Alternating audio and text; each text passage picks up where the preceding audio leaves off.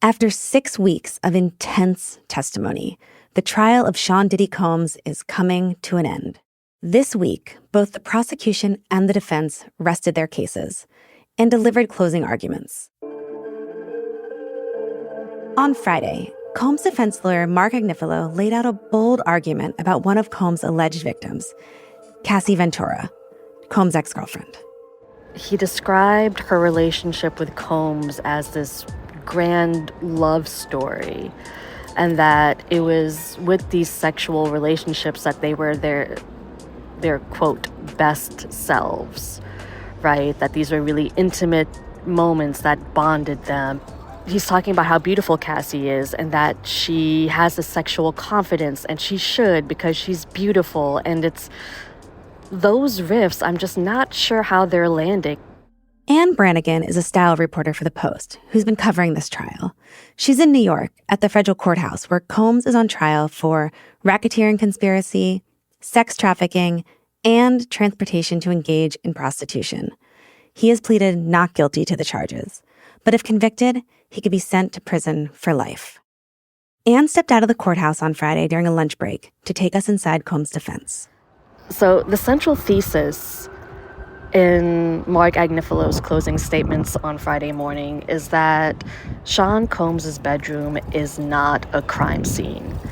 So basically saying that all of these acts, all the freak-offs were consensual events that all the parties mutually enjoyed. And in fact, not only enjoyed, but it was the thing that bonded them together.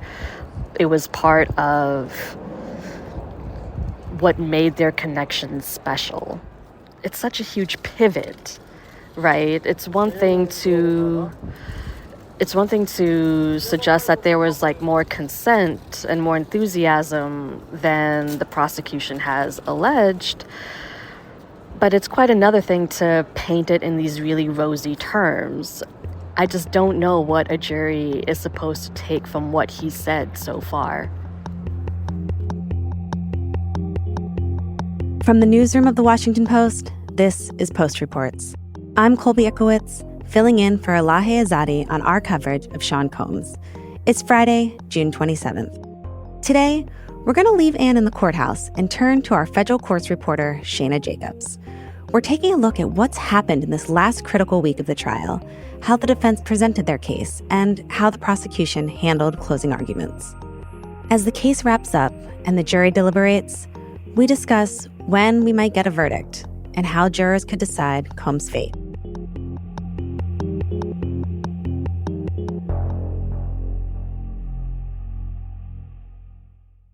So, Shayna, this week was a really big one for the trial.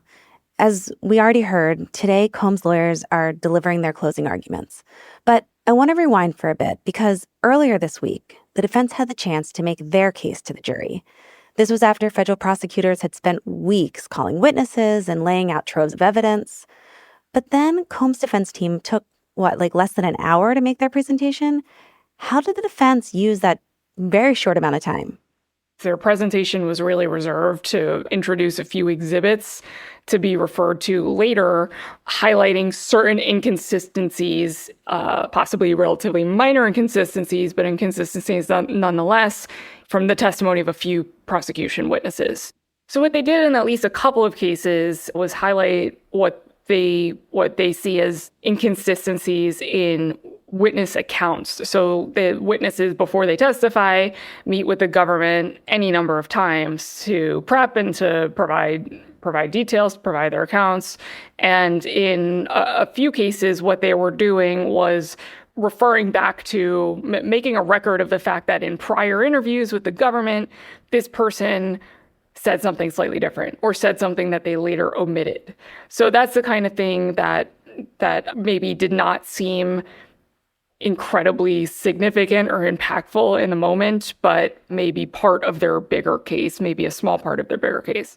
What is the strategy of keeping a defense presentation so short? The defense strategy could be that they want the jury to focus on their lengthy cross-examinations of many, many witnesses, including the two main accusers, Cassie Ventura and Jane. But what goes into a defense decision to present a case or not present a case, or to call witnesses or to not call witnesses, is very, it's a very complicated analysis. It's a case-by-case basis. But ultimately, they must have come to the determination that any testimony they would have offered at this point would not benefit their case. They may think that they all cast enough doubt in their cross-examinations to achieve what they wanted to achieve. Or they may think that they don't have a witness who has anything to offer beyond what they've already put into the record. Got it. So outside of the short case presented by the defense, how else have Combs' lawyers been trying to defend him throughout this entire trial? There's been extensive cross-examination of some of the key witnesses. And as you guys know from following the case, a lot of that had to do with trying to establish that over and over and over again, some of the accusers appear to have discussions where they talk about enjoying freak-offs, looking forward to freak-offs, looking forward to seeing Sean Diddy Combs. I can't wait to see you again. I love you. All of this flirtatious and sometimes overtly sexual stuff between them. It's meant to paint a picture that they hope dramatically contradicts the argument that they were forced or coerced into participating in these hotel sessions. And Shana, if people are just tuning in right now, remind us what exactly a freak-off is. A freak-off is, as far as I can tell, he brings one of his girlfriends to a hotel for hours or even days. And as part of that, he also hires male escorts for that woman to have sex with in front of him. And so there's, various iterations of this. And throughout these freak-offs, there's a lot of drugs, alcohol. There's sometimes, as prosecutors contend, there's sometimes violence. But two of the two main accusers who testified said that they were pressured into participating, or that they feared some other type of repercussion from him. Right, if they refused him. Right, exactly. So there had been a lot of speculation ahead of the defense's arguments that they could potentially call additional witnesses. There was also questioning whether Combs himself would take the stand. Obviously, the defense didn't do either of those things. Why do you think that is? It's also not unusual for a defense team at a trial to say, and to even, to mean that they plan on calling a few witnesses. But it's an organic process. As time goes on, they're reevaluating their circumstances. They're reevaluating how they think the jury is reading the evidence. And so over time, they may decide they just don't need to call someone, or that what someone has to say is no longer helpful. So it really, really depends. I mean, I think it's extremely rare for any defendant to testify. That's because it opens the door to extensive, grueling cross-examination. It allows the prosecutors in general to bring in some very unflattering information that might otherwise not be exposed to the jury.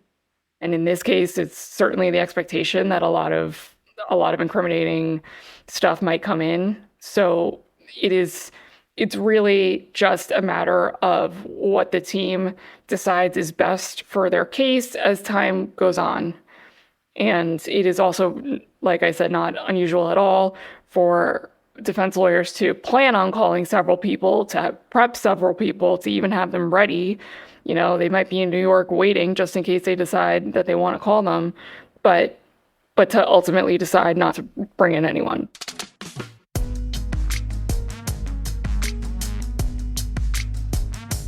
After the break, we talk closing arguments and when to expect a verdict. We'll be right back.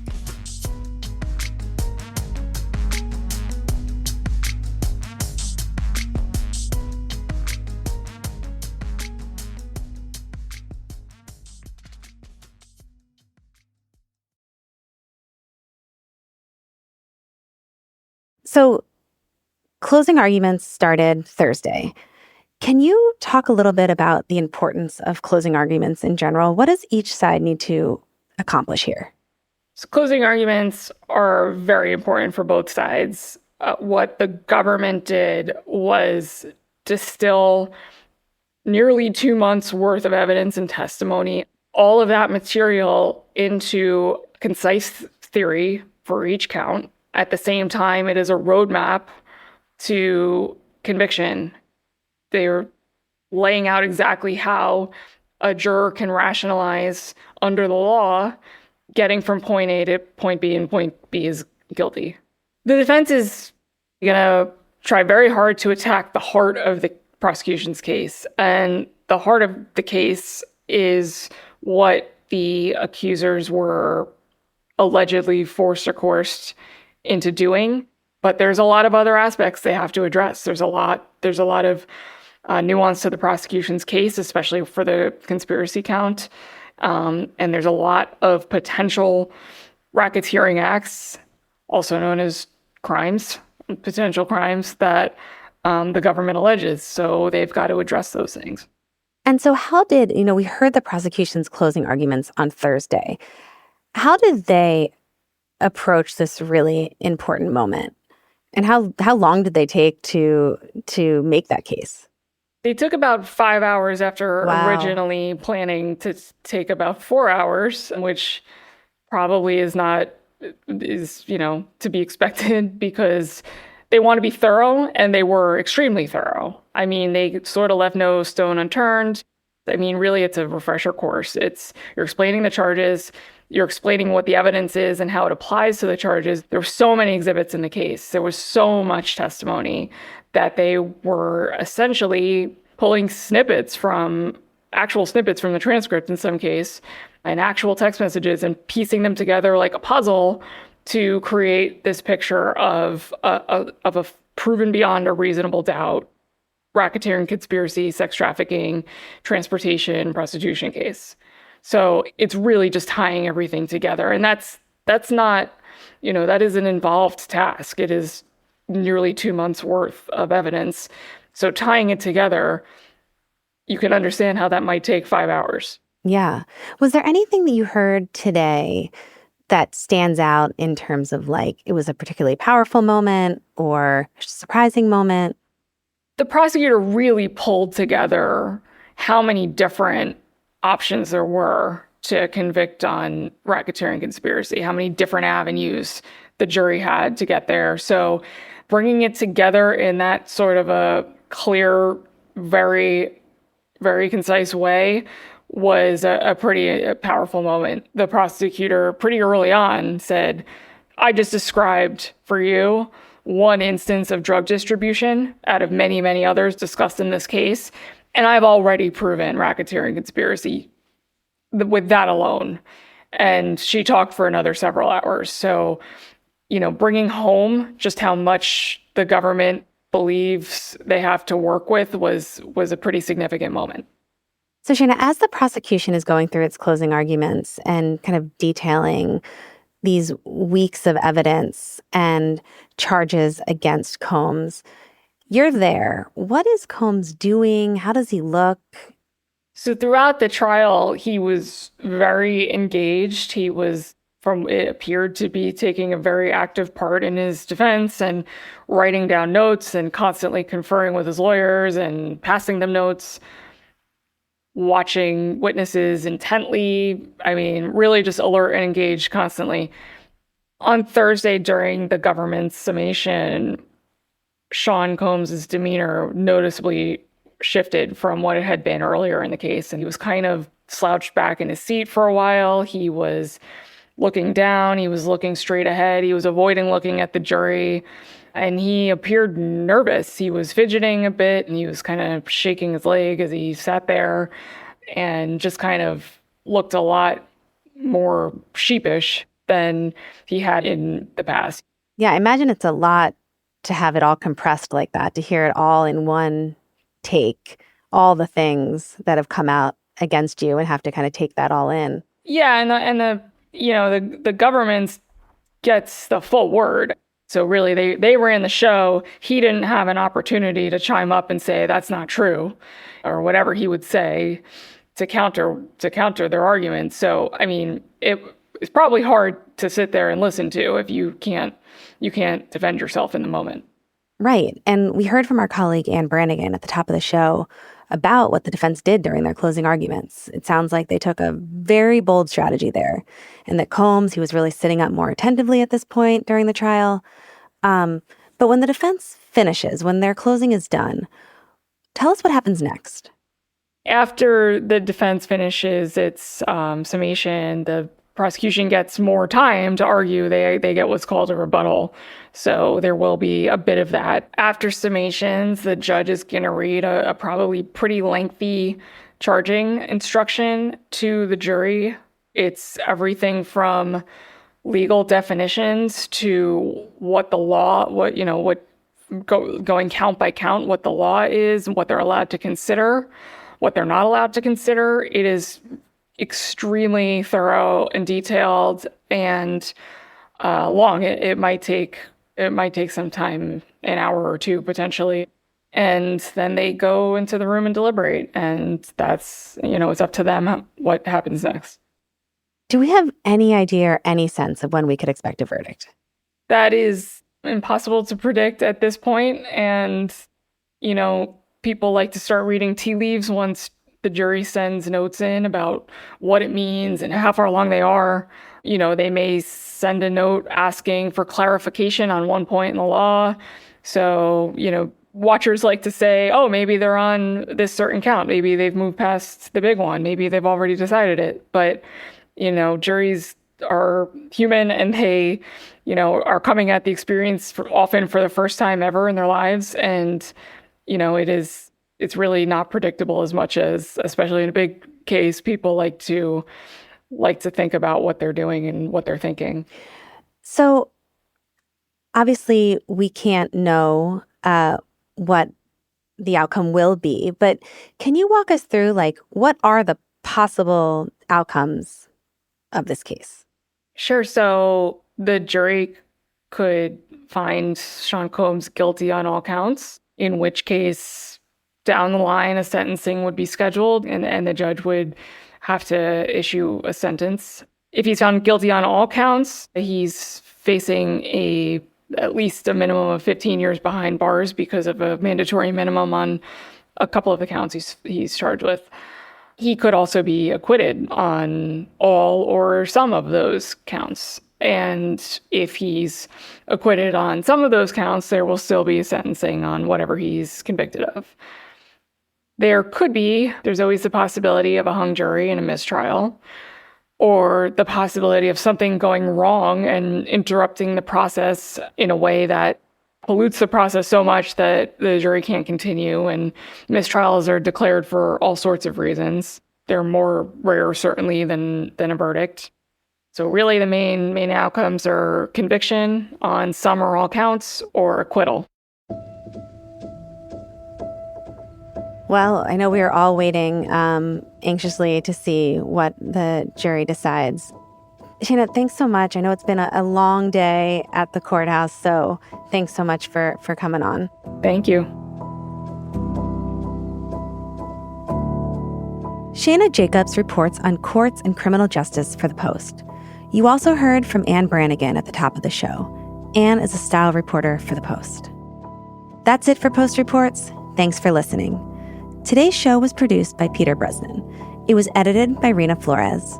It was mixed by Sean Carter. Thanks to Carlos Bartos.